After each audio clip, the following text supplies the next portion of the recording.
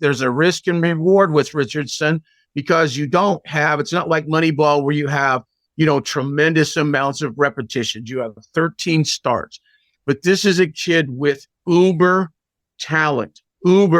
Now, this move changes the landscape of what we know, myself and everyone, of Colts football. This isn't Peyton Manning. It's not Andrew Luck. It isn't the style of play that we're used to since the Colts have been here when I came on the Mayflower. Yeah. I really believe that the Colts actually targeted him, and I think they would have taken him if he was if they had the number one pick. Unfiltered, a brass tacks approach. We're not wasting another second getting down to the nitty-gritty on Colts football with Rick Venturi. He's my guest this week on the Business and Beyond podcast.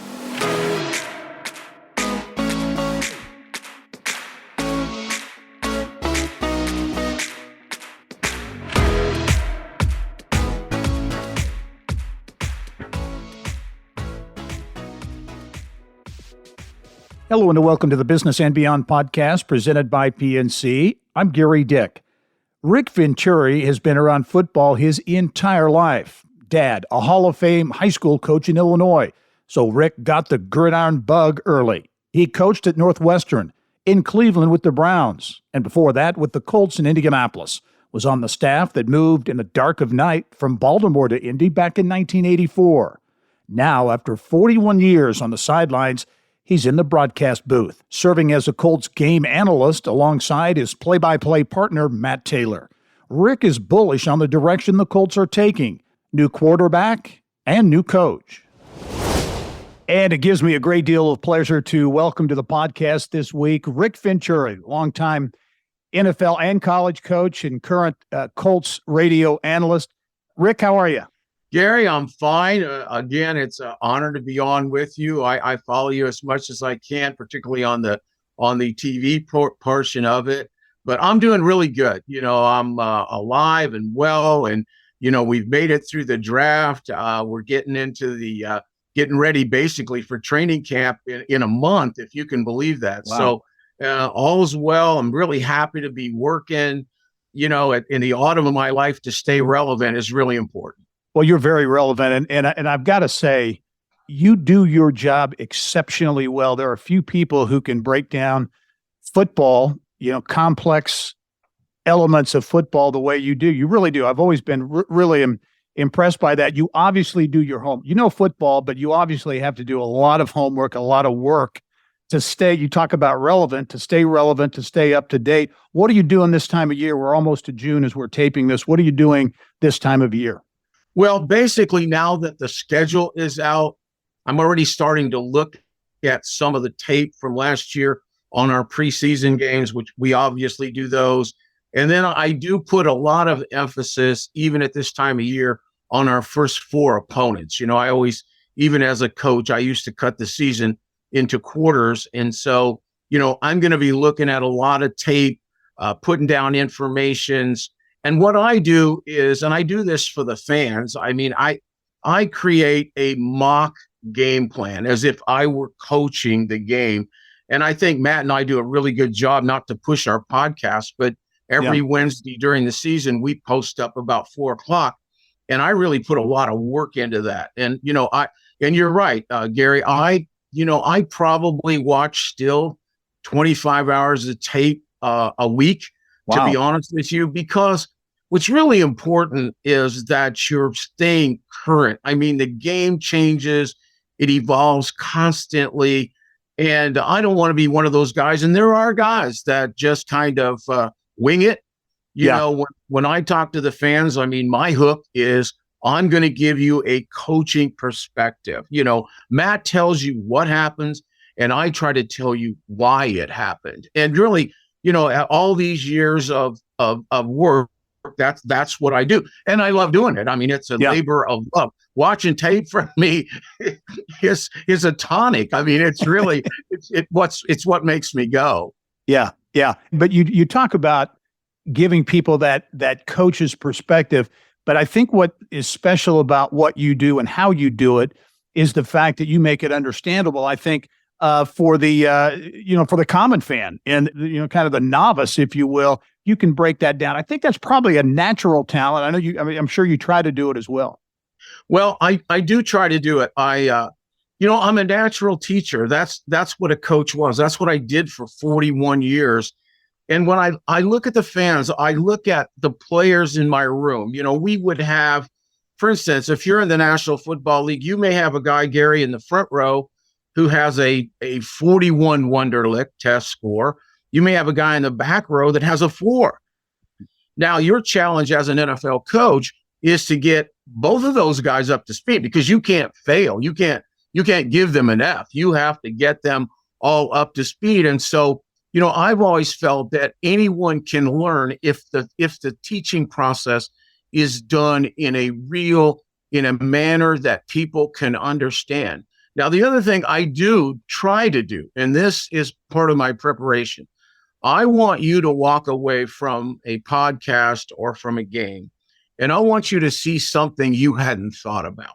So I'm going to delve into a matchup, whether it's an offensive guard on a tackle or an outside receiver or a scheme.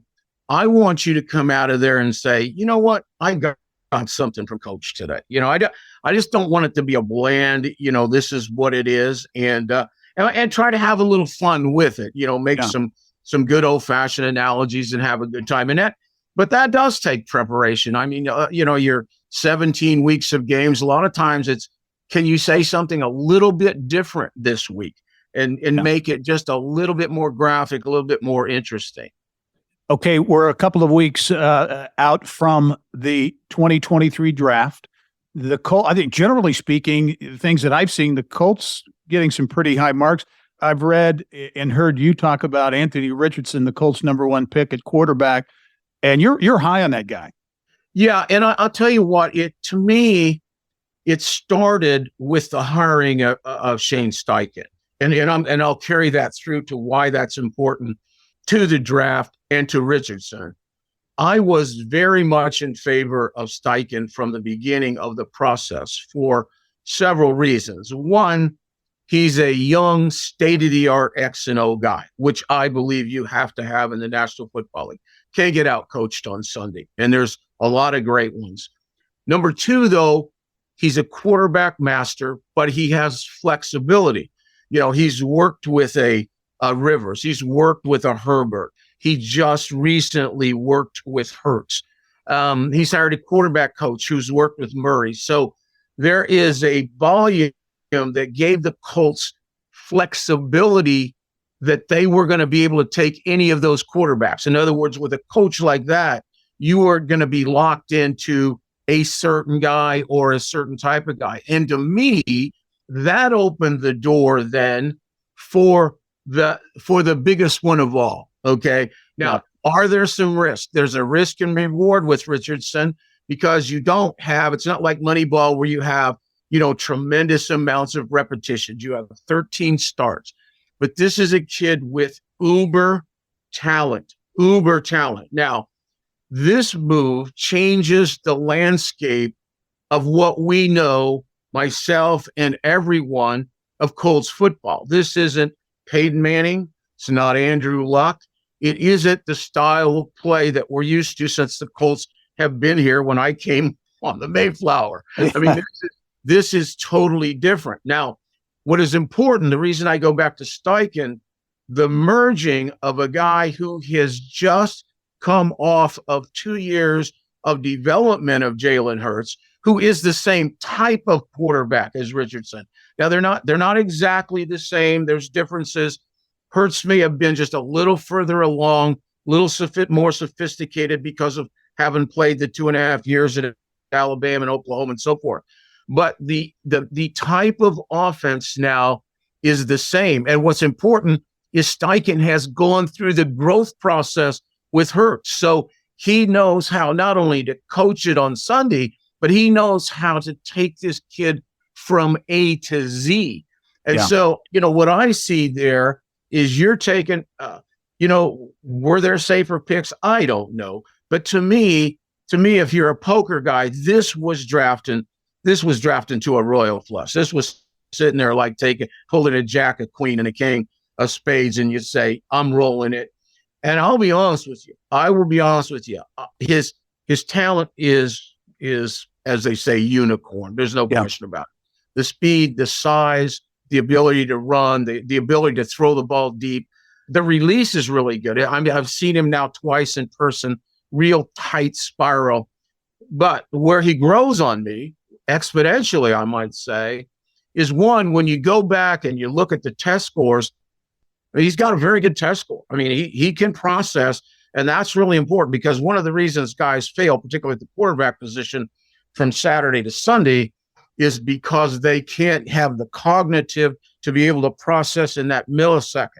It looks to me like he's going to have it, and I don't think Shane would have gone with him if he didn't. And then the other thing you like about him is when you're around him, he grows on you. I mean, this is a real grounded kid, real family oriented.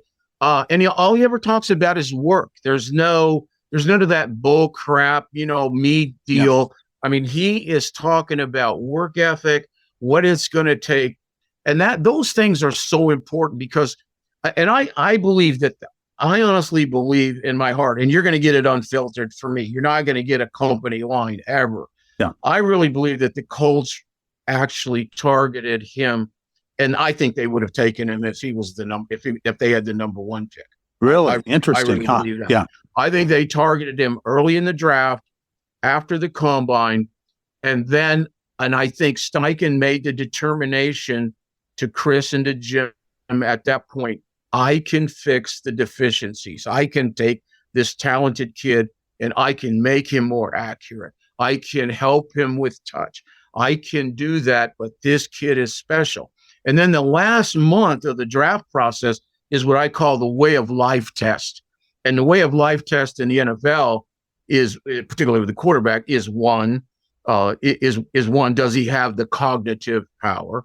Can he process quickly? Number two, does he have a great work ethic? Number three, does he have a charisma? Because I think that is more important at that position. Hard to define sometimes, harder at that position than the other positions. And when you walk out on the field and you just watch him and he walks out there, I hate to use that term, but he's special. First of all, the presence is there. And I don't know that I expected that, to be honest with you. Mm-hmm. With the 13 starts, playing on a bad team, but he has that special. You can see the players relate to him right away. So I think once he passed that test, I think they would have taken him over all comers, to be honest with you. So I think the combination of Steichen and Richardson, if it were another coach, I may not feel as strongly. I believe we're really on the right track. Now, there's going to be some bumps in the roads. By no means am I saying we're a Super Bowl team, although I also don't believe we were a 4-12-1 team. I think it got out of hand. It got chaotic. It wasn't good. But I think that merging, that confluence of head coach who knows how to deal with this and the uber talented kid with the desire to get there, I just think the Colts are really now on the right track. Now, I don't necessarily think it's going to happen tomorrow, but I'm excited about, excited about looking ahead with the Colts now. What do they need? What do the Colts need? Missing elements in your view? Yeah, that's a good question. People ask me all the time, and I'm going to really simplify this. I could get into about 26 specifics, but there's three things that cause you to be 4-12. All right. Now you've already addressed several, but the first thing is scoring.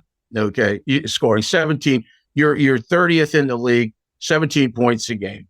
Number two, and this is overlooked sometimes because of our quarterback issue, and I don't think we can lose sight of this. Our defensive fourth quarter was terrible last year. We were 31st in the league, giving up 8.1 points every fourth quarter. There were several games that if we could just make a stop in the fourth quarter, we win the game.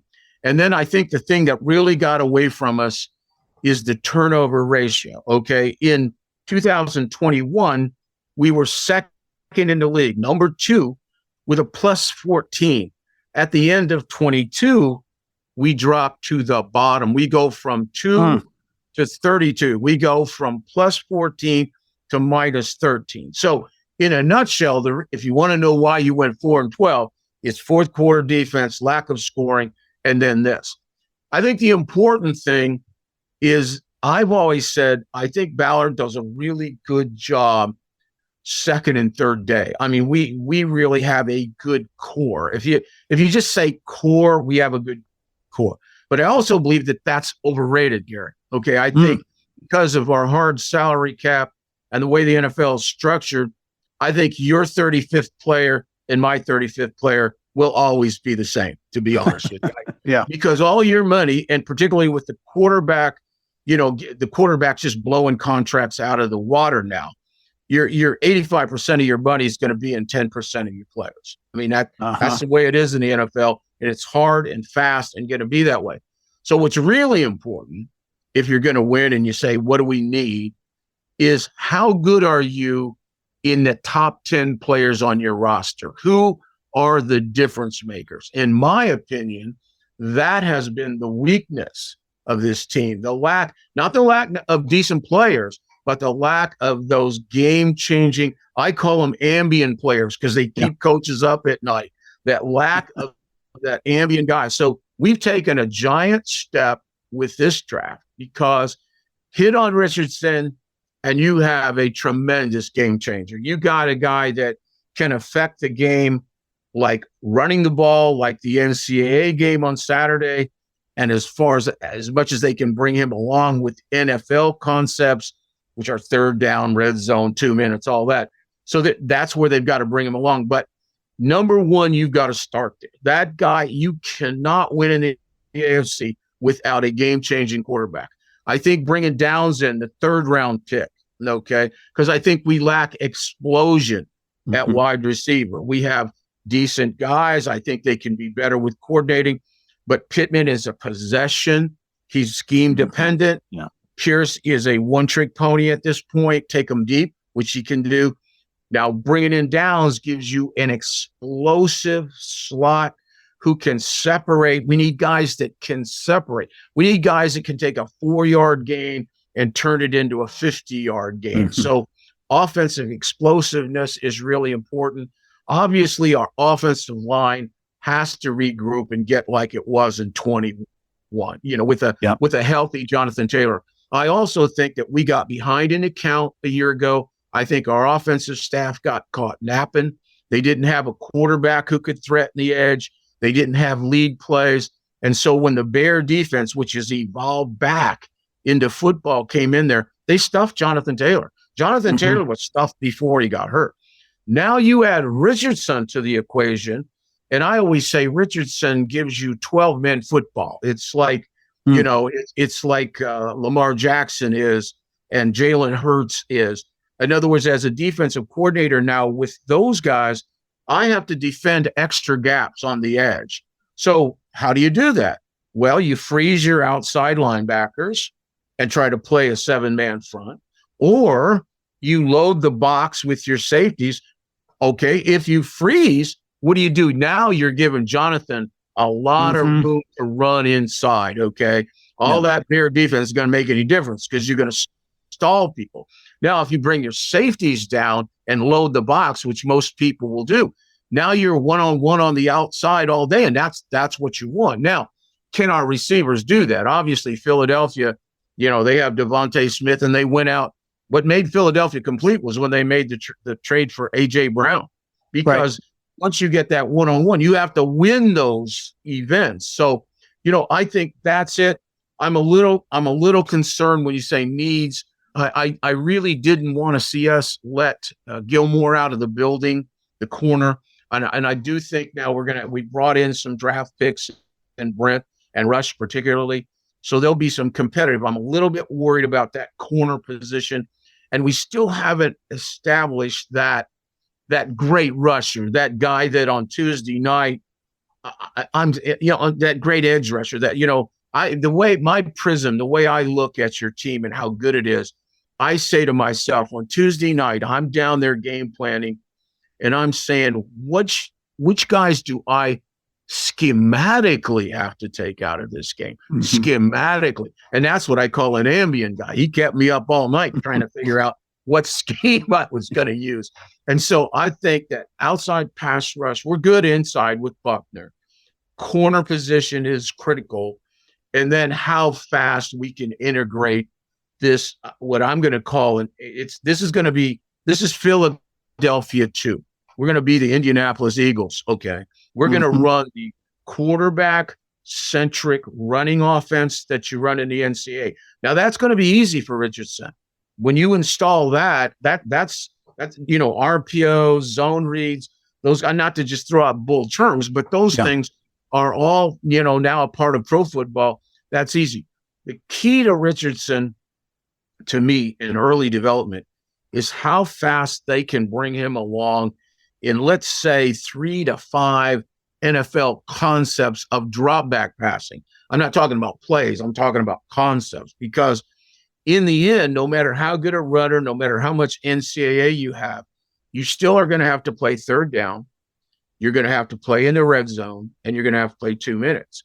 And those are all NFL concepts. So, now I saw Hurts make tremendous strides from year 1 to year 2. And we may go through that growing pain as well.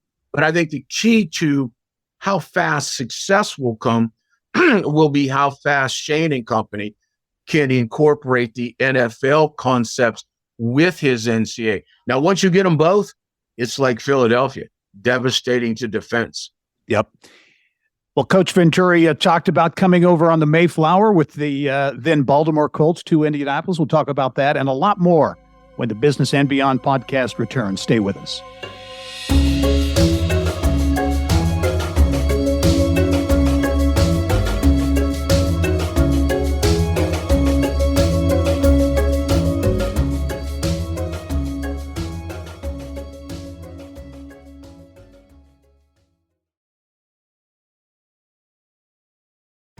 At PNC Bank, we're committed to making a difference in the lives of our customers and communities by helping them move forward financially.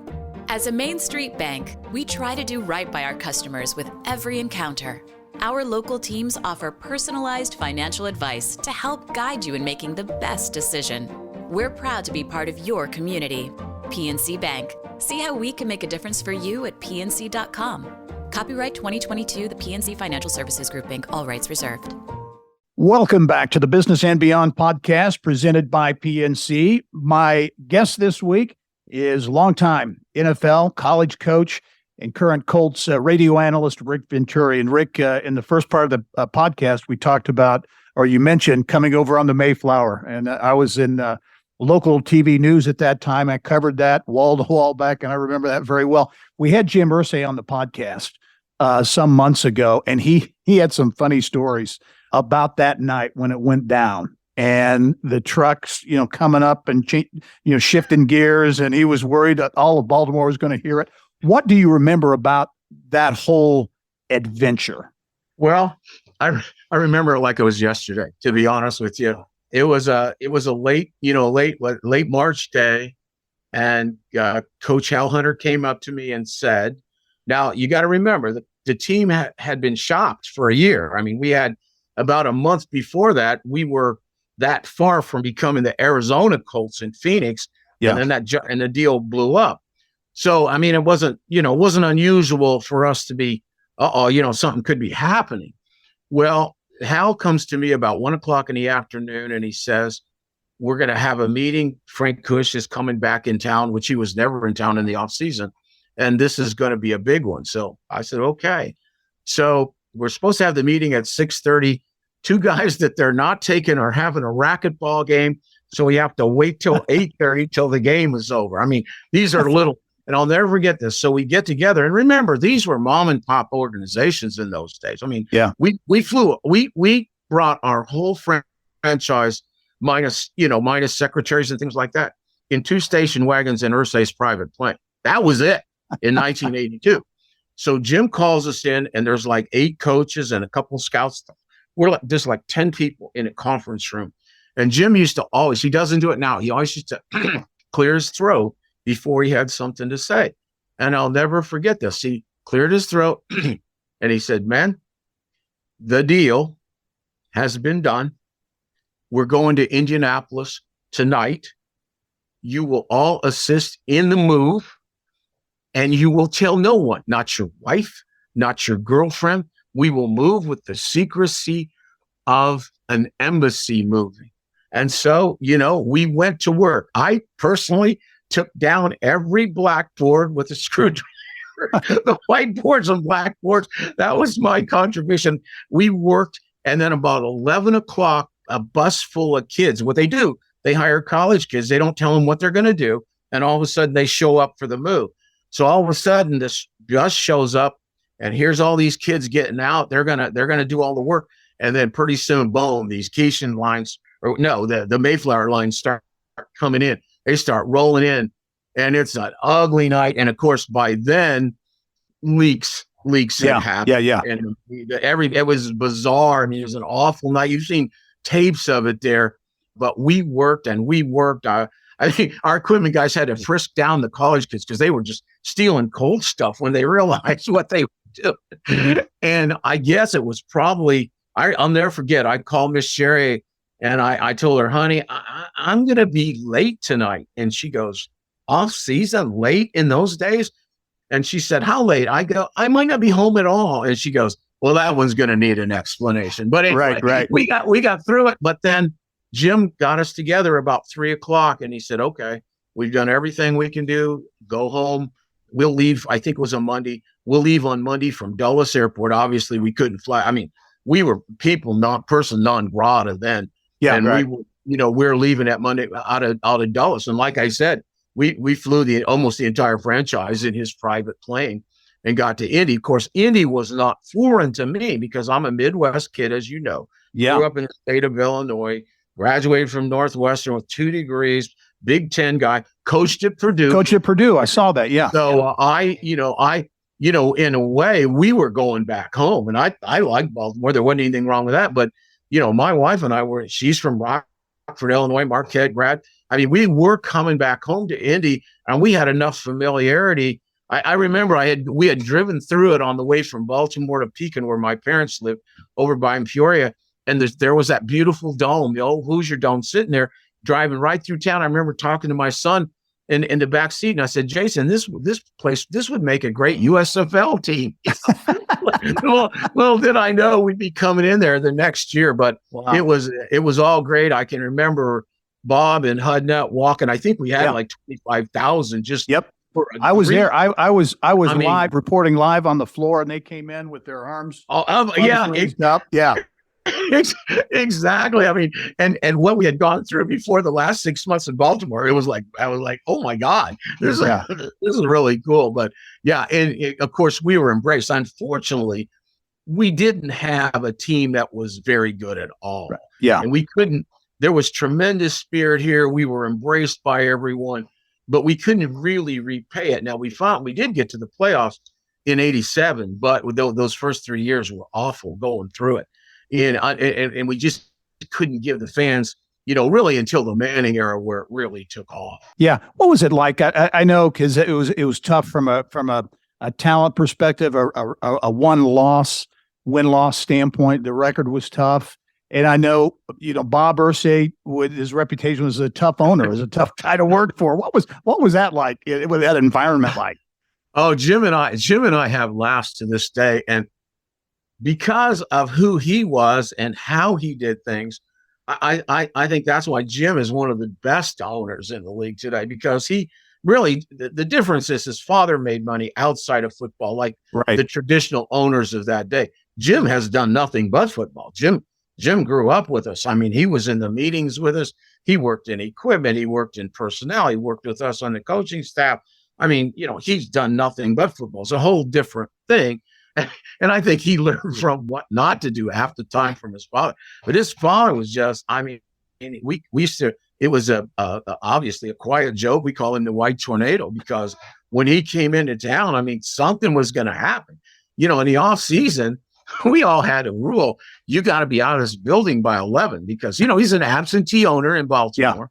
And so when he was coming into town, somebody was going to get fired that afternoon. You didn't know who it was, but somebody was going to get fired. So you wanted to stay out of the drive. You want to stay out of the firing range. Right. Oh, man. You're a lifelong football guy. You coached for many years. You mentioned you went to school and played at Northwestern. You're so respected as a football mind, but the head coaching opportunities you got, it seems like you were not exactly dealt a great hand, if you will, whether it's Northwestern or some of the NFL jobs as well. Yeah, there's no question about it. I guess I have two regrets, and they're not very strong because I'm really happy with my life. I learned from every experience. Here I am in my late 70s, and I'm doing something I absolutely love. It's become really a second career. Right. We just talked about it yesterday. I'm 12 years now in the broadcasting business. Wow. Yeah. 20 years coaching, and that included having my own talk show in St. Louis.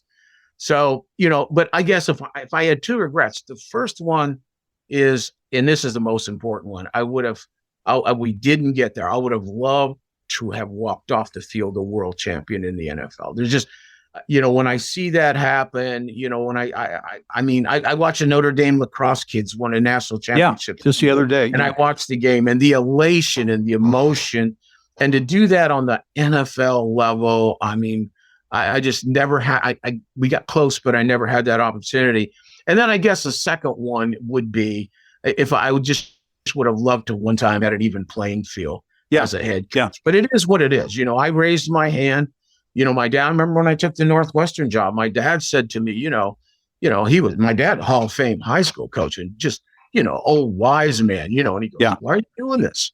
And here I'm 31 years old. My God, I think I'm going to conquer the world. So why am I doing it? I'll be head coach of the Bears in 5 years. Yeah. So, I couldn't even dream of failure. But I will say this, as bad as that failure was, it probably reshaped me. I probably learned from that experience, just that I wasn't the center of the universe. I was on a real fast pace, climb. The head coach at 31 years old. Sure. Yeah. Youngest hired, youngest fired. But I learned I didn't know it all. I was one of those guys that, because of my father, I was ahead of the game from a football standpoint, and I was good with the media. I learned my lessons well at Northwestern, but wisdom only comes in time. I was very volatile. I pushed myself, but I pushed people around me just to exhaustion, and I've learned over time, that, and as they say, knowledge is acquirable, wisdom comes in time, and I learned from every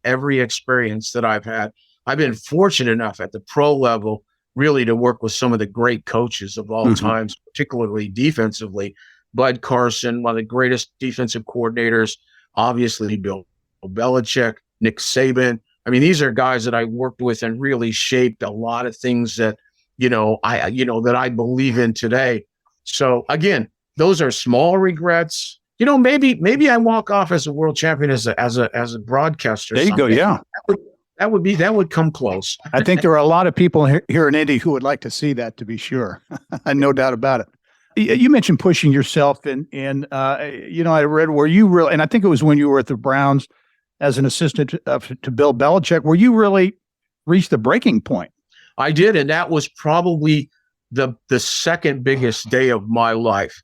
Gary, I was working, and I never blame Bill for this. Bill was a driver, but I was pushing myself. I wanted to, I respected him so much. I wanted to please him. And I was following Nick Saban, which was a tough act. I was working, and this is no exaggeration, 17-hour days. Wow. I haven't had a cigarette since 1995, but I was smoking around the clock, drinking coffee. They used to call it coaches blazing on caffeine. I was just pushing myself to an exhaustion level, and finally just came apart at the seams. And one thing that was great, I ended up coming back pretty quick. But one of the agreements for me to come back was to meet with the sports psychologist at the Cleveland Clinic, for the remainder of the season. Every morning, I would go to him, and my wife always had to be there. And he would never say anything. And I kept saying to myself, damn it, what am I doing here? This is bull crap. This is ridiculous. I just needed a good night's sleep, And so we get to the very end of the season, and he says to me, he goes, I'm going to tell you what, Coach, you're going to be just fine. You're not going to need medication.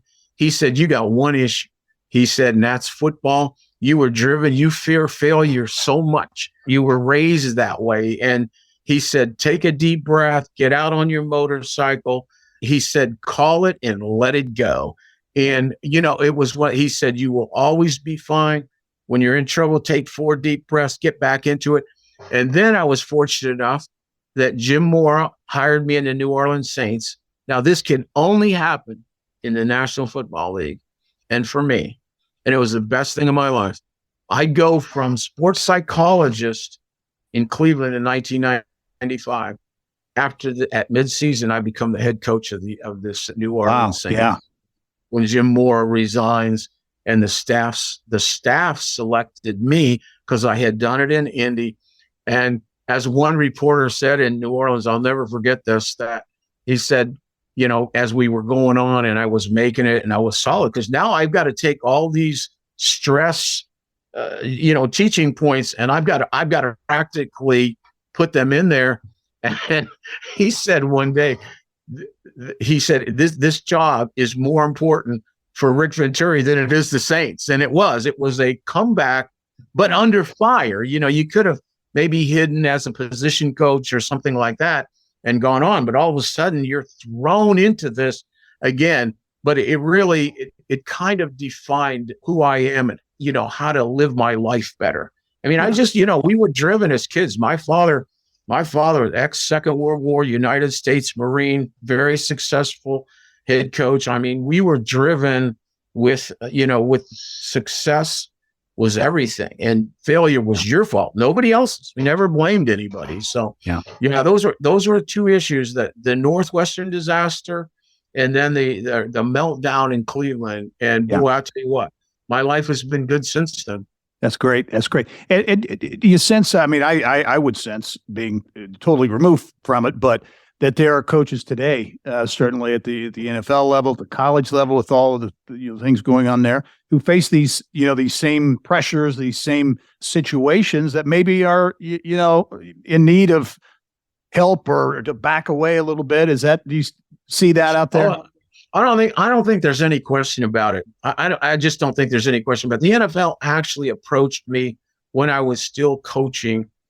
They wanted me maybe to make a presentation or something to the industry, and I just didn't feel like, I just didn't want to call attention to myself. I kind of wanted to put it in the rear view mirror, and I never did it. But you're absolutely right, and the pressures are worse today. Yeah. As the older I got, you would think that it would be better, but to me, it was worse. The pressure was more intense. I think when you're young, you don't know what you don't know. Ignorance is bliss. I mean, when I made decisions late in my career, Jimmy, I mean, I could measure everything that could go wrong and possibly would. And so, and now with social media, so many things today, lack of practice time, it's just, there's so many things that work kind of against coaching, and it's very, very difficult. I know sometimes when I'm broadcasting now and we have a bad game and I walk in that plane and I see the coaches and their heads are down, I always get to my seat and say, thank you, Lord. Because I've been there. I've been there where you couldn't sleep and you just agonized over a game, and the intensity. And I've even said this to Sherry sometimes. What people don't understand is the intensity of the job on a daily basis. I mean, when you go onto that practice field on Wednesday, you want to look great. You're trying to win that game on Wednesday. It's not just Sunday, and you're in a very volatile men. Now, I do miss that part of it. I love I love 2 things. I love the teaching part of the game. I love teaching and I try to use that in broadcasting. And I love the bringing along of guys in that meeting room. I think the most fun I ever had was being position coach, to be honest with you, because you're directly coaching those guys every day, fundamentally, and things like that. So in a long story, that's how it is. Okay, Coach, what's next? What's your schedule like between now and opening weekend? What's going to keep you busy? Well, what I'll be doing is a lot of prep work, not a lot of on-air work. We'll probably do a midsummer podcast, but we don't really start those up until training camp. So most of my work here is early morning research, tape on the team, putting ideas together. And then, once we get back, and I have a daughter in Sausalito, California. We probably will go out around July 4th. Nice. June is kind of our month to kind of enjoy ourselves. Sherry and I love Hoosier Park. I mean, we love horses together. So we'll try to get to every race we can and probably get out there. My son is right here, Noblesville. So, we spend some time on the lake. And then, of course, once July starts, once we start, I love Grant Park's just down the street from me. Yeah. Once training camp starts, then it's really full metal jacket. Then it's every day because it's, with me, it's film viewing every day. It's putting them on paper, discussing them with Matt, the podcast. We do a round table on Monday night, and then the games themselves. And I'll be honest with you, I prepare for those games just like I was coaching it. And you know what? It's great for me right now. As somebody said once, I love the phrase that, aging is a process, getting old is a choice. My knees aren't what they used to be, but mentally, I'm still hanging in there. That's great. And it's been really great to catch up, Coach. You are really good at what you do, and Indianapolis Colts fans are very fortunate to benefit from that knowledge and perspective. So thanks for joining us. Look forward to listening to you between now and the start of the season, and obviously during the season. Thanks very much. Gary, thank you very much. It's been an honor. All right. And thank you for joining us on this edition of the Business and Beyond podcast presented by PNC. It is a weekly conversation with achievers in business, sports, entertainment, and beyond. And you can download all of our episodes and get Indiana business news 24/7. All you have to do is go to InsideIndianaBusiness.com. I'm Gary Dick. Thanks for joining us. We'll see you next time.